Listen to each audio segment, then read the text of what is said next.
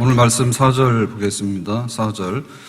우리의 모든 환난 중에서 우리를 위로하사 그랬죠. 환난 그랬는데 우리의 모든 환난은 바울과 바울의 일행이 겪었던 환난입니다. 어디서요? 에베소에서.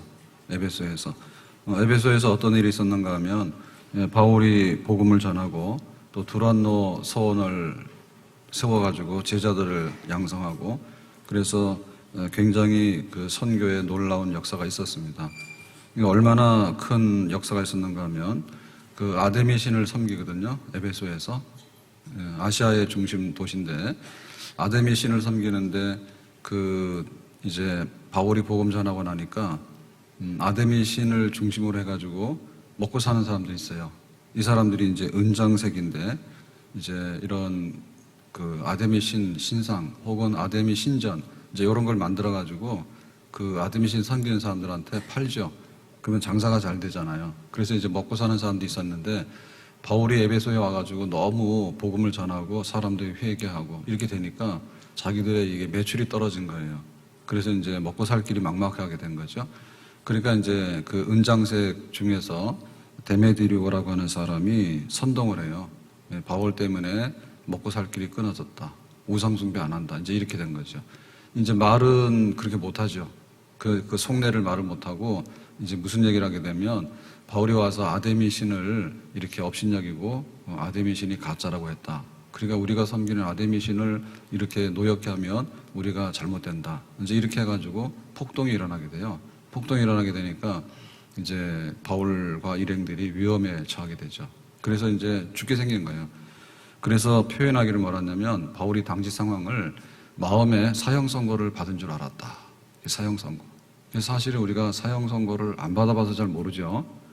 그래서 이거 일부러 해볼 필요는 없습니다. 근데 사형 선고라고 하는 얘기는 뭐냐면 이제 집행이 되면 사형이고 죽는 거고 만약에 집행이 안 되면 기다리는 거잖아요. 그러니까 일단 사형 선고가 됐다는 얘기는 뭐냐면 죽음의 그림자가 와 있다는 얘기예요. 그래서 한 발자국만 딱 넘어가면 죽는 거고 근데 이제 죽을지 살지 모르는 그런 위기로운 상황. 근데 이제 선고는 떨어진 거니까 별다른 일이 없으면 이거는 죽은 목숨이다. 이제 이런 상황이에요. 자, 여긴데 이제 극적으로 하나님께서 이 바울을 구해가지고 바울이 살게 돼요. 그러니까는 이러한 환난 중에서 받은 위로라고 하는 것은 뭐냐면 그냥 마음의 잠깐 위로가 아니라 실제로 생사간의 모든 것을 바꿔놓는 그런 하나님의 역사, 이런 역사를 바울이 경험을 했습니다. 아멘. 그러니까 이게 이제 하나님의 은혜죠. 그리고 하나님의 기적이죠. 그래서 하나님께서 우리에게 행하신 일 중에 은혜가 없으면 우리가 그 은혜를 고백을 못해. 그러니까 우리가 신앙 고백을 하잖아요. 몸이 다시 사는 것과 영원히 사는 것을 믿습니다라고 신앙 고백을 하는데 막상 그 말하는 거하고 내가 체험하는 거하고 다르면 사실은 신앙 고백은 그냥 웅으로마다 많은 거거든요. 하나님의 은혜로 있을 데 없는 자 왜 구속에 이르는지 나는 알 수 없도다. 그러니까 하나님의 그 깊은 은혜가 있는데 그런 것들이 우리에게 받은 바 은혜입니다. 아멘. 그래서 내가 이제 감기를 앓다가 감기를 나오면 해방됐다. 이제 이런 생각이 들고요. 그 다음에 이제 경제적으로 쫓기다가 정말 이렇게 물질 문제가 싹 풀렸어. 그러면 이제 돈 걱정, 먹고 살 걱정은 일용할 양식 걱정 없잖아요. 그런 게 다 위로죠. 근데 그 위로의 등급이 있는데 위로의 그 낮은 등급은 그냥 마음에 좋게 생각해 라고 하는 것은 굉장히 낮은 등급입니다. 이제 뭐 여름이 지났으니까 이제 좀 시원해질 거야. 뭐 이런 거 가지고 위로는 되긴 되지만 그러나 그 위로의 등급이 있는데 그 등급이 높아지게 되면 어디까지 가는가 하면 너 지금 사형 선고 받았지? 그러면 이제 기다리고 있는 거 아닙니까? 그죠? 기다리고 있는데 어느 날 너 풀어서 나가라고 하는 거예요. 그러면 막 말로 다 할 수 없는 그런 넘쳐나는 그런 위로를 받게 될 것이죠. 하나님께서 우리에게 이와 같이 큰 위로를 경험하게 해 주실 줄로 믿습니다. 이것이 나의 간증이요 이것이 나의 찬송일세 나 사는 동안 끊임없이 구주를 찬송하리로다. 아멘. 하나님의 그 위로가 있는데 그 작은 위로부터 큰 위로까지 있는 거야. 그러니까 그 작은 그릇에 담길 때도 있고 큰 그릇에 담길 때도 있고 근데 그 위로가 너무 크면 그냥 있으면 찬송이 나오고 그냥 있으면 간증이 나오고, 그리고 우리가 받은 바 그 위로의 분량이 또 다른 사람들에게 막 전달이 돼가지고 다른 사람들에게도 감동의 물결이 일어나도록 그렇게 역사하시는 줄로 믿습니다. 지금 바울은 에베소에서 겪었던 위로거든요. 근데 이거 잊을 수 없는 거예요. 그러니까 이제 고린도 교회가 어려운 상황에 있으니까 위로를 줘야 되겠는데, 고린도 교회 걱정하지 마라. 나도 사형 선고를 받았어. 근데 사형이 집행 안 됐어. 그러니까 고린도 교회가 그런 어려움이 있어서 지금 막 죽을 것 같아. 그런데 사형 집행은 안 돼. 하나님께서 우리를 극적으로 풀어주실 것이야. 아멘. 이게 이제 덤으로 사는 인생이에요. 덤으로 사는 거예요. 만족하잖아요. 가서 우리 막 음식 이렇게 시킬 때 자장면 이러는데 그거 곱빼기 막국수 좋아하잖아요. 그러면 막국수도 곱빼기 막 이러잖아요. 그러면 이게 만족감이 막 넘쳐나는 거잖아요. 그러니까 하나님께서 우리에게 주신 위로가 막 모자라는 위로가 아니라 넘쳐나는 그런 위로. 그래서 덤으로 사는 인생이다. 그리고 이제는 다시 보는 하늘이다. 사실 우리에게 이런 은혜가 있으면 우리 사는 게 굉장히 재미있고 즐겁고 행복하겠죠. 아멘. 하늘이 안 보여요. 어려울 때는요, 하늘이 안 보여요. 땅만 보여요. 그러고 다 고개 숙이고 다니는 거예요. 1,000원짜리 떨어졌나? 1,000원짜리 주워봐요. 아무 도움이 안 돼요. 하여튼 간에 우리가 일이 안 좋으면요, 그냥 땅만 보고 있고 낙심하고 한숨만 쉬거든요. 근데 되는 사람은 뭐냐면 딱 하늘을 봐요. 하늘을 봐요. 그래서 정말 이제 여름 그게 지나고 이제 가을이 들어오기 시작하면 하늘이 약간 높아지잖아요. 하늘이 높아집니다. 그걸 보면서 우리가 위로를 받는 거예요. 또 계절이 지나는구나. 하늘이 높구나. 근데 정말 날이 시원해져서 막 좋은 것 같구나. 그러니까는 오늘도 굉장히 좋고 오늘보다는 내일이 더 좋고 그런 마음이 있으니까 그 사람은 되는 사람이죠. 그래서 하나님께서 위로의 분량을 우리에게 보내주실 때 날마다 그것이 넘쳐나기 때문에 정말 하나님의 위로가 있고 또 그 위로를 해서 다른 사람도 위로하고, 그러니까 넉넉한 그런 위로의 분량을 가지고 우리가 살아가야 될 줄로 믿습니다. 자, 그래서 다시 말씀으로 돌아가 보니까 우리의 모든 환난 중에서 우리를 위로하사 그랬죠. 그러니까 이제 바울이 이런 위로를 받았잖아요. 우리로 하여금 하나님께 받은 위로로서 모든 환난 중에 있는 자들을 능히 위로하게 하시는 이로다. 여기 받은 위로로서라고 하는 것은 뭐냐면 도구와 수단입니다. 그러니까 내가 받은 바 은혜가 있고 내가 받은 바 위로가 있는데 이거는 나 혼자 먹고 살기에도 급급한 게 아니에요.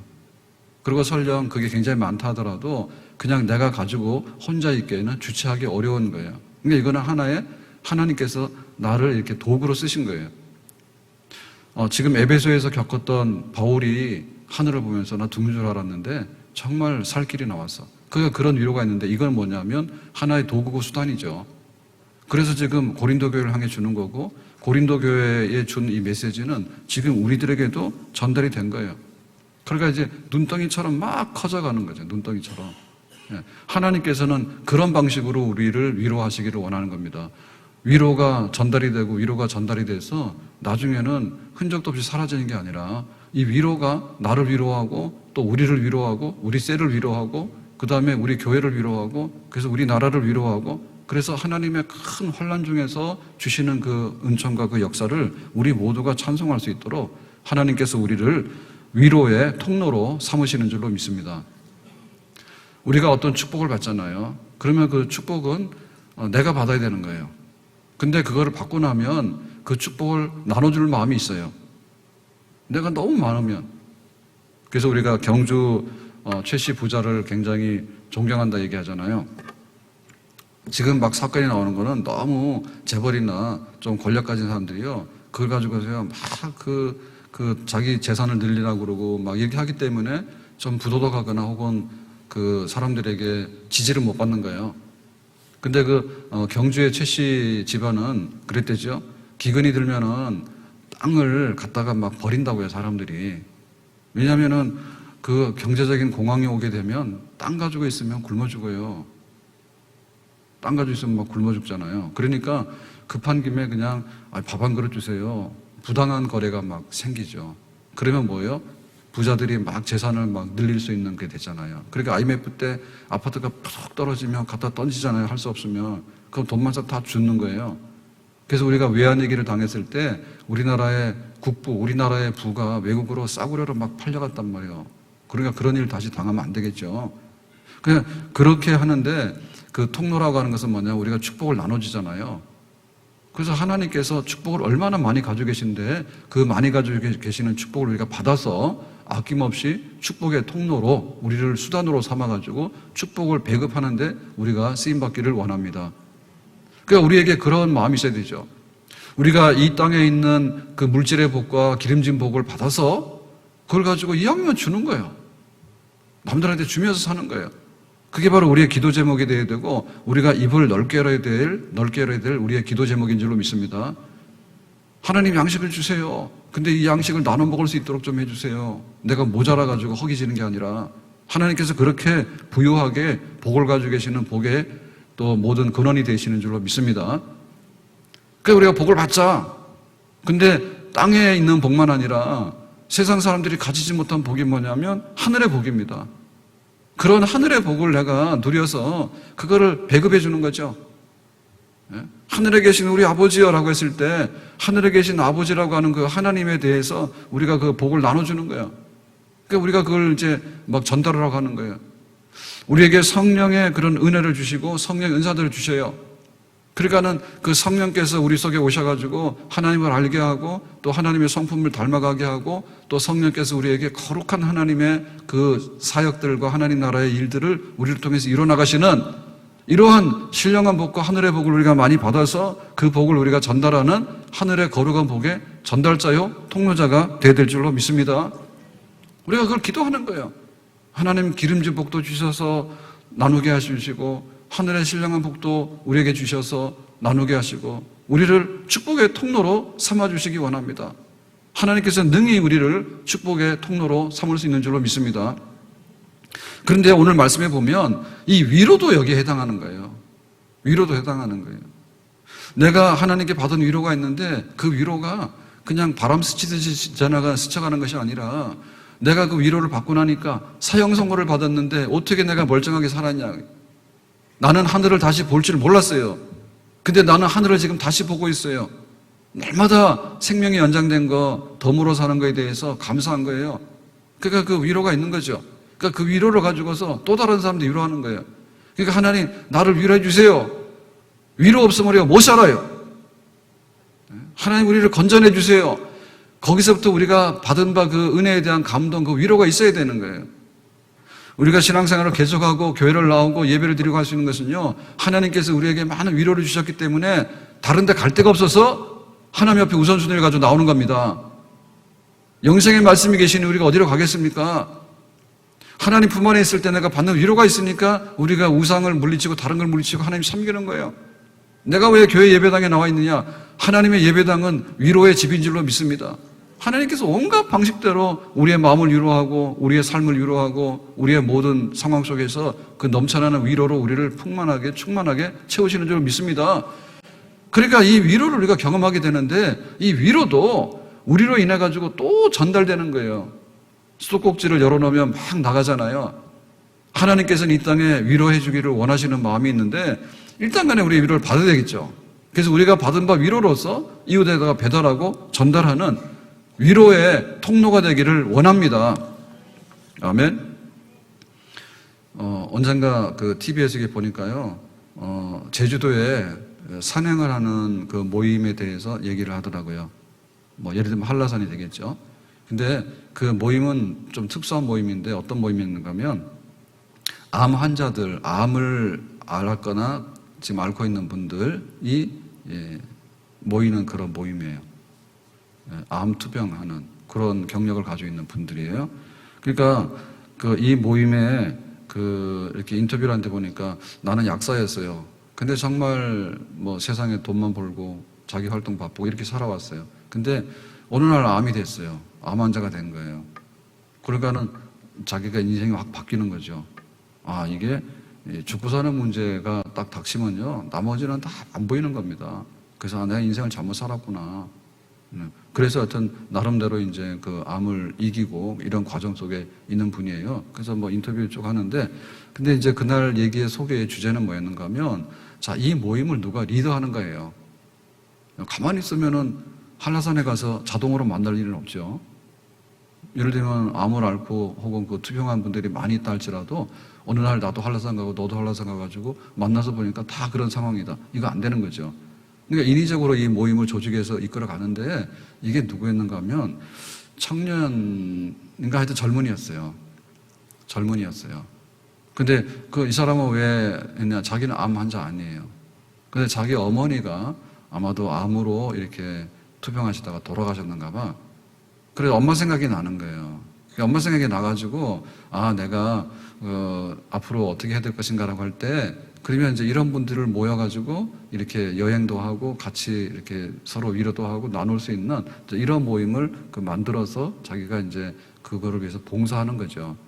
그래서 사실은 혈연적인 관계도 아니고, 다른 어떤 관계도 없는데, 그냥 어머니 생각에 그런 그 모임의 리더가 돼가지고 섬기는 거예요. 그냥 그 자체로 아무런 관계도 없는 사람들인데, 근데 그걸로 와서 이렇게 연합이 돼가지고 같이 마음도 나누고 삶도 나누고 서로 위로를 하는 거예요. 그런 걸 소개하는 걸 제가 언젠가 봤어요. 그러니까 이 땅에는요 그런 마음으로 살아가는 사람들이 많이 있어.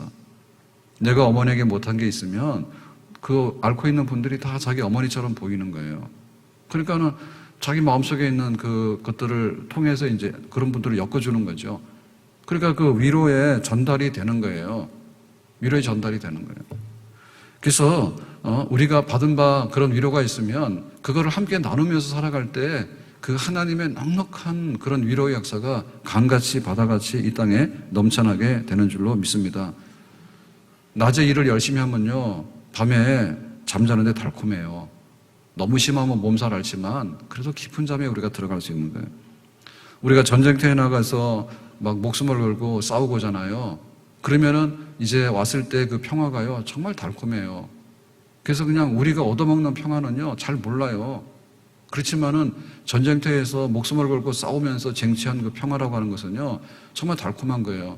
그래서 내가 전쟁에 나가서 이렇게 목숨을 걸고 싸웠기 때문에 지금 우리나라가 자유를 가지고 또 주권을 가지고 사는 이만한 나라가 된 거고, 우리나라 얼마나 어려웠냐고. 근데 이제는 경제적으로 막 이렇게 많이 세워져 가지고 그래도 좀 살만한 나라가 된 거에 대해서 그 우리의 피가 우리의 젊을 때 희생이 헛된 게 아니라고 그렇게 해서 나눠주는 거죠.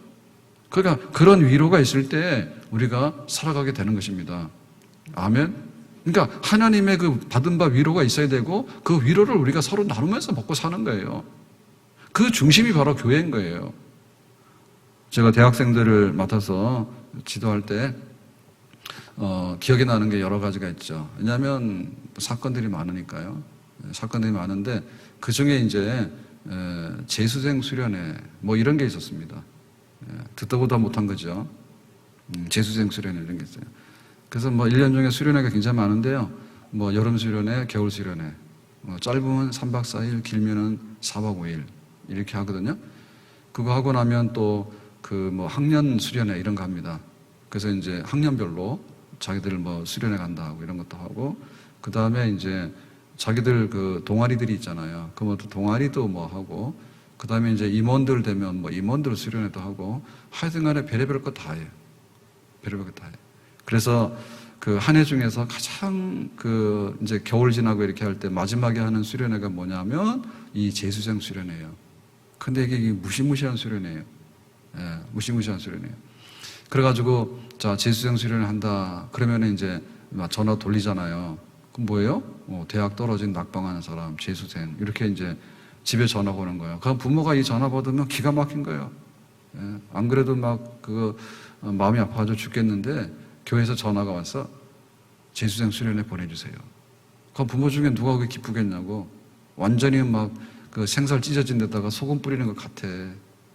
지금 막 학원 등록해서 가야 되고 뭘 해야 될지 모르고 막 이런 상황인데 재수생 수련회 오라고 하니까 달갑지 않은 초청이죠. 달갑지 않은 초청입니다. 그런데 이 전화를 돌리는 친구들이 있습니다. 제가 안 돌립니다. 근데 선배들이 돌립니다. 누가 돌리느냐? 재수 3수생들이 돌립니다. 올해는 합격했습니다. 그러니까 이제 떨어진 애들 불러 모으고 데리고 가는 거예요. 이게 잘 모집이 잘 안 돼요. 그러자 오는 애들이 다요 도살장에 끌려가는 것 같아. 근데 10 중에 하나는 오거든요. 재수 3수에 되면요 10 중에 하나는 와요. 이래가지고 이제 모이는 거예요. 그러면은 거기 나오는 아이들이 20명이면 선배들 한 30명이 돼. 1대1도 더 넘어. 그래가지고 섬기겠다는 사람은 더 많고, 여기 지금 재수생 수련회 가는 애들은 풀 죽어서 이렇게 나온 애들은 조금밖에 없고, 그래도 하는 거예요. 그래서 이런 게 뭐냐면 자기들이 경험한 게 있는데 다 알잖아요. 해봤으니까. 그래서 이게 이제 하나의 연결끈이 되면 이제 갔다 와서 이제 1년 동안 재수하는 후배들을 섬기는 거예요. 그래가지고는 학원 끝나면은 이렇게 모의고사인가 막 치고 하잖아요. 그러면은 누가 알아주냐고. 그러니까 선배들이 가 있다가 밥도 사주고 뭐 이런 식으로 해요. 또 그러다 보면 1년 금방 가요. 그러면 이제 자기 대학교 들어간 거예요. 그러면 또 전화하는 거예요. 니 떨어졌지 소문에. 그러니까 이제 가자 이렇게 하는 거죠. 이게 지금 말이 안 되는 건데 그런 걸 하고 있는 거예요.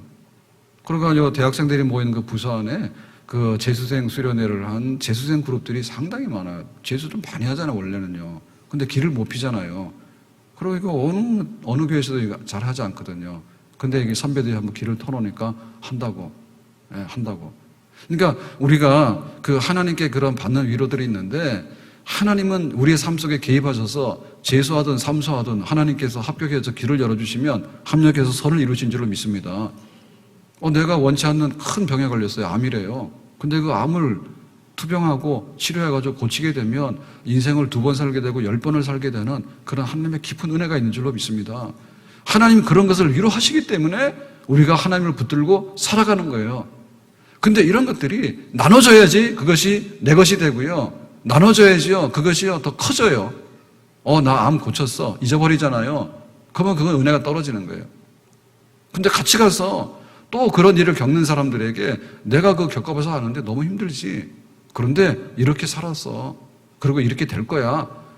삶 속에서 받은 바 위로를 서로 나누는 것이에요. 아멘. 그래서 우리는 그 환난 이런 것이 막 오고 막 할 때 정말 내가 은혜를 받아야 되겠다.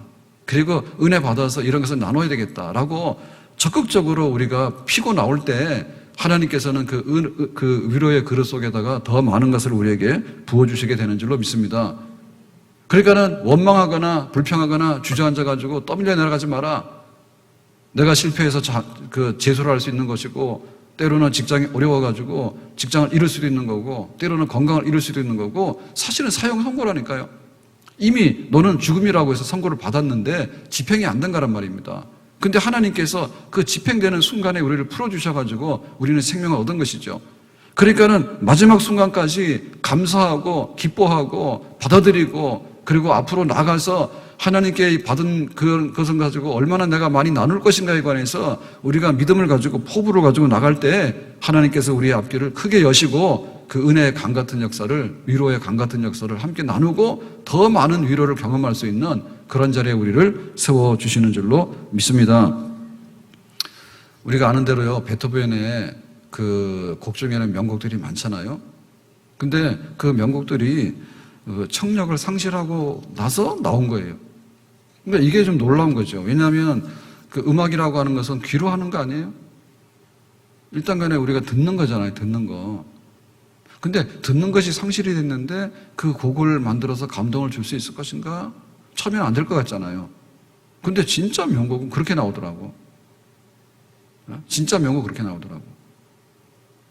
내가 소리를 못 듣는데 소리를 낼 수 있는 곡을 만들어낼 수 있는 거예요.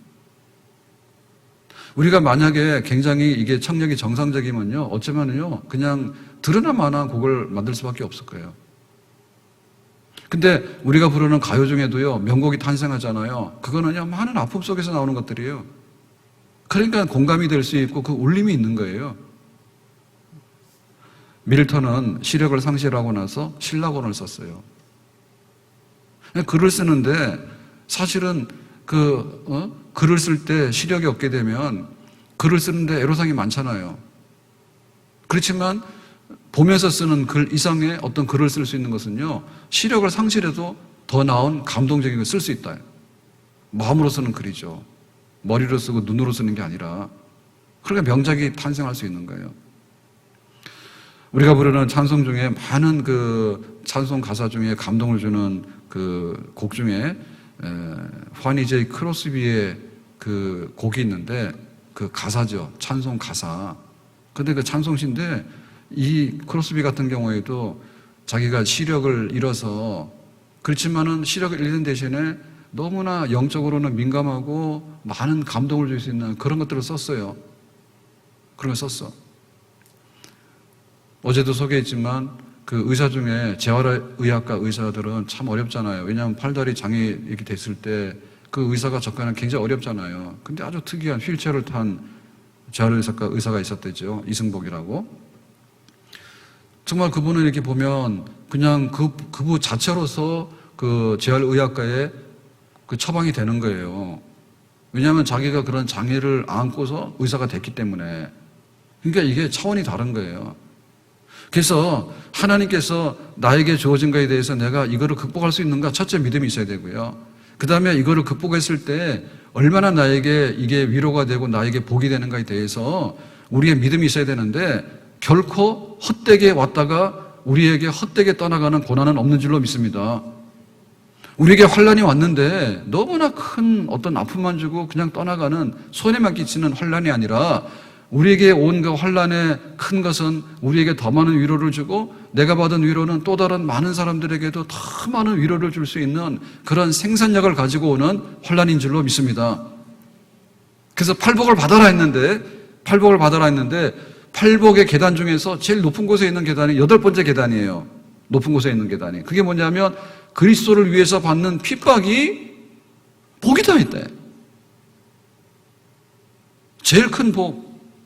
심령이 가난한 자 복이 있나니. 제일 높은 곳에 있는 복. 그리스도를 위해서 받는 핍박이 가장 큰 복이다. 하나님 나에게 그런 복을 주세요. 내가 감기를 고쳐가지고 받는 그런 위로가 있고 감사가 있다면, 중병에 걸려가지고 하나님께서 건져내가지고 나에게 주신 위로와 그로 인해 또 다른 사람에게 줄 수 있는 그런 위로.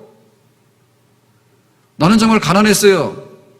그래서 정말 일용할 양식이 없어가지고 허덕거렸어. 근데 하나님께서 나에게 양식을 주시는데, 이 사립도 과부가 받았던 것처럼 3년 6개월 동안에 양식이 그치지 않는 그런 그 양식을 받은 거예요. 하나님, 내가 경제적으로 어려웠지만 그것을 딛고 일어났을 때 나에게 주신 그 물질의 그 축복이 얼마나 달콤한지, 가난한 사람들에게 너무나 많이 나눠주고 또 실패한 사람들에게 너무나 위로가 되는 사건이에요. 하나님, 내 물질적인 것으로 인해서 하나님을 섬길 수 있는 그런 자랑이 될 수 있는, 간증이 될 수 있는 그런 자리에 우리를 세워주시기 원합니다. 우리가 입을 열게 될 때 가난이 변하여 부유함이 되고 또 다른 사람들을 부유케 할 수 있는 그런 증인의 자리에 우리를 하나님께서 세우시고 쓰시는 줄로 믿습니다. 아멘. 손양원 목사님 얘기는 우리가 하더라도요, 그 많은 얘기 속에 우리에게 또 다른 많은 위로를 주는 거예요. 신사참배 반대해가지고 종신형이 됐을 때 청주교도소 가가지고 그 손이 동상에 걸려가지고 손톱이 빠지고 영양실조 걸려가지고 그거를 막 식사를 제대로 줄여가지고 안 줘가지고 영양실조 걸리니까 막 시력이 거의 상실돼가지고 앞을 못 볼 정도고, 그런 자리에 있을 때 감옥에서 그 어떻게 견뎌냈는가 할 때 본인의 그 이겨나가는 힘이 있어야 되잖아요. 그 힘 뭐예요? 고난이여 오라. 고난이여 오라. 그냥 내가 신사참배에서 한번 꾹뻑 내가 그런 예식에 참여하게 되면 나는 집으로 갈 수 있어요, 지금도. 근데 그거를 거부하는 거예요. 신사참배는 이러나 저러나 안 하겠다는 거예요. 그래서 오늘도 감옥에 있는 이유가 그거예요. 그러니까 자기가 이 고난을 받는 이유는 믿음을 지키기 위한 거예요. 그런데 그거를 지켜나갈 때 내가 힘든데 참아야지. 그러면 이제 못 견디고 그냥 죽어버립니다. 못 견디는 거예요. 그런데 고난이여 와라. 내가 몸으로 고난을 싸우는 게 아니라 이 고난 속에 들어있는 하나님의 진정한 축복을 내가 다 받을 것이다. 고난은 축복이다 본 거예요. 아멘. 고난은 축복이다 보는 거예요. 나에게 질병이 왔느냐? 이 질병은 축복으로 보는 거예요. 바울은 자기 몸에 중한 병이 있었어요. 이 사탄의 가시라고 너무나 악질적으로 고통을 주는 이 병이 있는데, 이거를 하나님 고쳐주세요라고 했을 때 하나님께서 들어주지 아니하셔요. 그냥 너는 병이 있는 채로 살아라. 그런데 이 병을 통해서 너는 더 하나님의 은혜가 많아지게 될 것이고 더 겸손하게 될 것이다 라고 했으니까 하나님 보실 때 이 병보다 너에게 주는 축복이 많아라고 하니까 바울이 깨달은 거예요. 그래요, 나는 병을 안고 살아갈 거예요. 근데 더 많이 축복을 누리면서 은혜를 누리며 살아갈 것이에요 라고 마음을 바꿨어요. 우리가 한 주간 이 영적 각성 기도관을 주간으로 지내면서 하나님 앞에 받는 바 그런 것이 있는데 우리의 생각을 바꿔야 될 줄로 믿습니다. 하나님, 내가 어려운 자리에 있으면 나는 손해본다 생각하지 말고 어려운 자리에 있을 때, 환난을 당했을 때 하나님 위로를 경험하게 되는 것이고, 이 위로로 인해 가지고 내가 받은 바 위로를 가지고 또 다른 많은 사람들에게 위로를 줄 수 있는 증인이 되기 위해서 우리를 부르신 줄로 믿습니다. 그러니까 우리가 이런 믿음 가져야 되죠. 이런 믿음 가져야 되겠죠. 하나님, 이 고난 속에 들어있는 축복이 뭔지를 내가 좀 맛보게 해주세요. 그리고 이런 일을 겪더라도 내가 원망하고 불평하지 않도록 해주세요. 이기게 해주세요. 우리의 마음이 변해야지 믿음이 변하고요. 그 믿음이 변해야지 하나님께서 우리에게 주시는 산 역사가 새롭게 우리로 통해서 펼쳐지게 될 줄로 믿습니다. 눈물 젖은 빵을 먹어보지 않고는 인생을 말하지 말아 했거든요. 그러니까 정말 눈물 젖은 빵을 먹는다 해야 돼. 신세 한탄하지 말고 하나님 위로 인해서 인생이 뭔가를 알게 해주시고, 또 정말 삶에 지친 사람들에게 내가 이것을 겪음으로 인해 가지고 또 다른 사람들을 위로할 수 있는, 인생에 대해서 말할 수 있는 그런 것을 주기를 원하게 하게 해주세요라고, 나의 삶 속에서 나타났던 모든 것들이 간증이 되고 자랑이 되기를 원합니다. 그러니까 그런 하나님, 이거는 간증거리로 삼아주시고 나의 기도에 대한 어떤 응답의 사례로 삼아주시고 나의 삶 속에 있었던 그 하나님 모든 것들이 또 다른 많은 사람들에게 100배, 1000배 열어질 수 있는 새로운 길을 여는 하나의 개척자가 되어주세요. 내 은혜를 받게 되면 가정이 사는데 하나님, 내가 가정을 살리는 그 은혜의 경험자가 되게 해주세요. 내가 은혜를 받아서 우리 셀 식구들에게 하나님의 은혜를 증거할 수 있는 나를 증인으로 삼아주세요. 이 모든 사건은 절대 나를 손해되게 하는 사건이 아니라 우리로 하여금 부유케 하고 우리로 하여금 온전케 하고 우리로 하여금 더 나은 미래를 만드는 하나의 재료가 되는 줄로 믿습니다. 그런 적극적인 마음을 가지고 나갈 때 하나님께서 한 주간 우리의 영혼이 변화되고 우리의 삶이 변화되게 하는 그런 역사가 일어나게 될 줄로 믿습니다. 우리가 어떤 것을 얻는데요, 이렇게 와서 길거리 가다가 뭔가를 주워가지고 이것 때문에 내가 내 인생을 고치는 수도 있어요. 근데 사실은 그런 것보다도 우리 속에 가지고 있는 고질적인 문제와 우리 속에 가지고 있는 나 자신에 대한 것에 개조가 와야 되는 거예요. 근데 그것은 사고팔고 하는 문제보다는 내 마음의 중심에 대한 변화가 일어나야지 되는 것이에요. 누군가 뭔가를 와서 우리에게 주는 것은요, 누군가 뭔가를 뺏어가서 날아가 버리면요, 이건 없어지게 되는 거예요. 그러니까는 모든 것의 변화의 중심은요, 나 자신입니다. 그러니까 긍정적인 마음을 가져야 되고요, 기뻐하는 마음을 가져야 되고요, 이것을 통해서 하나님께서 뭔가를 주시려고 하는 것은 나에게 손해가 되는 게 아니라 나에게 유익이 있기 위해서 나에게 온 사건이라고 받아들이는 우리 마음의 중심이 바뀌어지게 될 때 모든 것이 합력해서 선을 이루게 되는 줄로 믿습니다. 여름이 덥지만은 곡식이가 가게 되는 거고요, 겨울이 춥지만은 또 봄을 기다릴 수 있는 또 새로운 희망에 대한 준비 기간이 되는 거죠. 고난이 오면 이 고난을 통해서 하나님께서 어떤 위로를 주실까? 내가 받은 바 위로로 인해서 또 다른 얼마나 많은 사람들이 위로를 받게 될 것인가? 하나님은 끊임없이 살아서 역사하시는 하나님이신 줄로 믿습니다.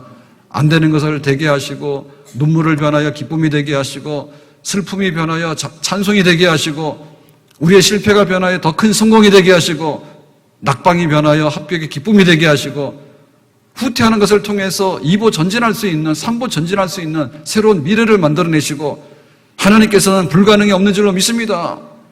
하나님 우리를 능히 위로하시는 분인 줄 믿습니다. 그 위로의 강 같은 역사를 만들기 위해서 우리를 세우신 줄로 믿습니다. 하나님, 우리의 마음을 고쳐주시고 우리의 삶을 고쳐주시기 원합니다.